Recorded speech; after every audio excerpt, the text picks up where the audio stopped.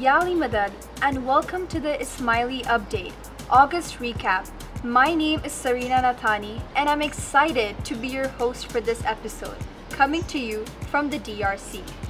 Starting this month, we will be bringing you a short roundup of exciting news of interest to the Jamat.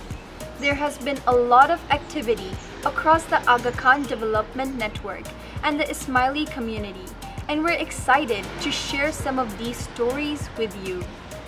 Going back to the end of July, Princess Zahra met with the Honorable Simai M. Said, the Minister for Tourism and Heritage of the Revolutionary Government of Zanzibar on 27 July at the Divan of the Ismaili Imamate in Portugal.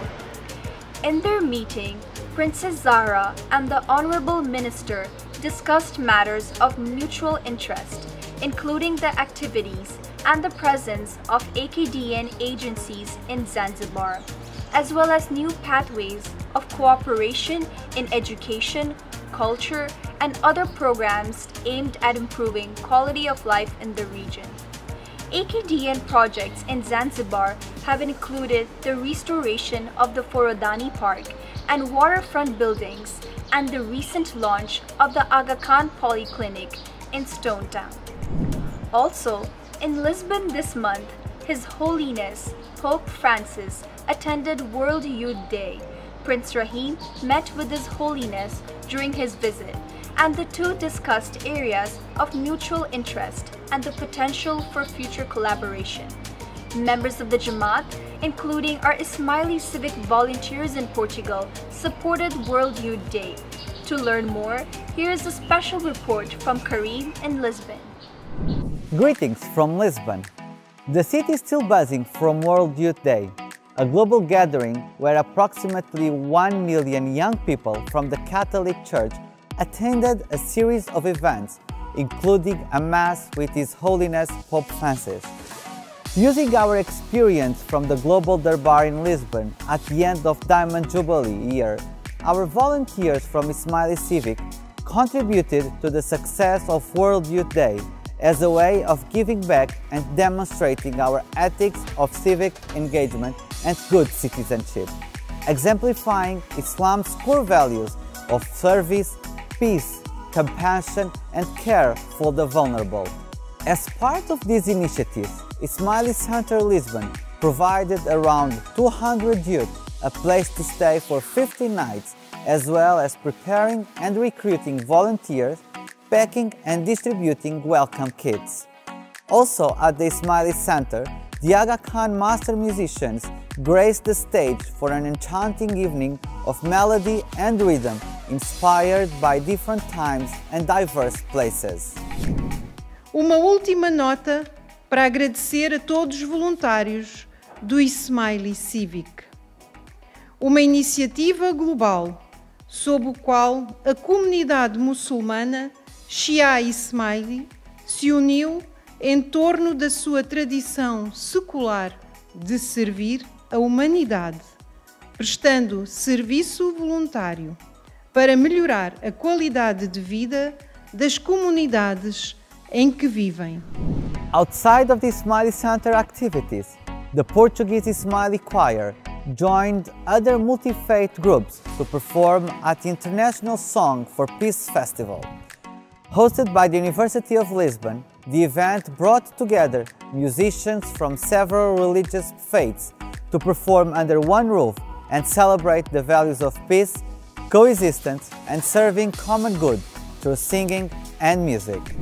Ismaili Civic also participated in a tree planting ceremony that brought together 6 major religious families: Taoism, Hinduism, Buddhism, Judaism, Christianity, and Islam, represented by the Ismaili community in the Tropical Botanical Garden of the University of Lisbon, which marked the visit of His Holiness Pope Francis and his call to care for the nature, universal fraternity, and peaceful coexistence between religions. This also reflects the Holy Quran's messages for us to care for the planet, which has been one of the Ismaili Civic's main messages this year. Karim Raimo for the Ismaili update from the Ismaili Center, Lisbon. Thanks, Kareem. For those of you inspired to give back to your local community, don't forget, Global Ismaili Civic Day is coming up next month. Look out for exciting ways to get involved in your country.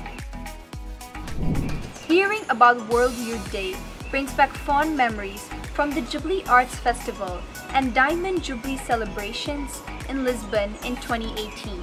We're not too far away from the next global festival, coming up in Dubai next summer. Jamats around the world are preparing for the global festivities by hosting their national festivals where top performers, athletes, and artists will be selected to represent their countries in Dubai. The Far East Festival took place in Kuala Lumpur, Malaysia from 29 April to 1st May and brought together participants from Malaysia, Singapore, Japan, Thailand, and more.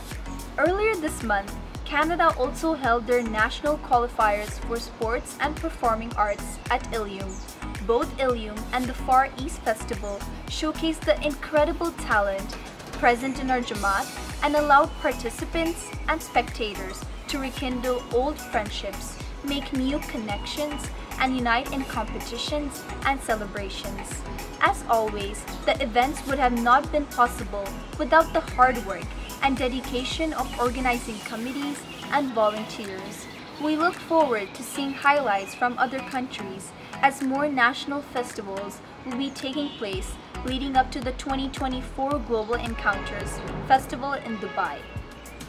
Also under the Global Encounters umbrella, the GE summer camps have recently come to a close.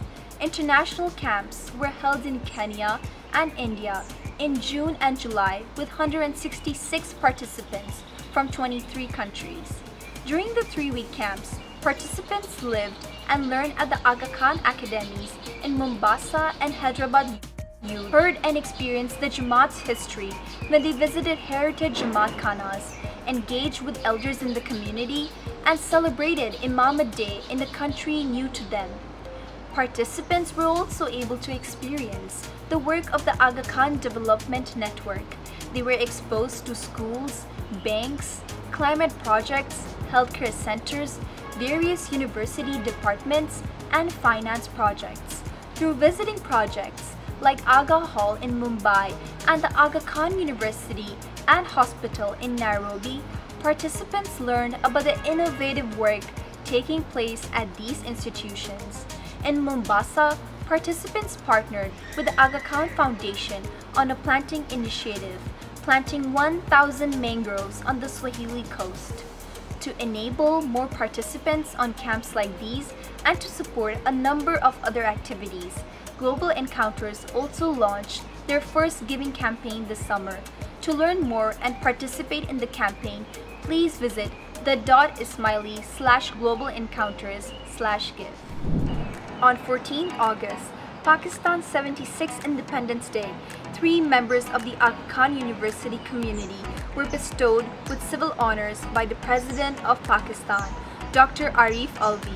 The recipients were Dr. Shahid Beg, professor at AKU's Department of Biological and Biomedical Sciences, Dr. Zulfikar Bhutta, founding director of the AKU Center of Excellence in Women and Child Health at the Institute for Global Health and Development, and the late Dr. Salahuddin Sheikh, who established the foundation of the Department of Pediatrics and Child Health at AKU.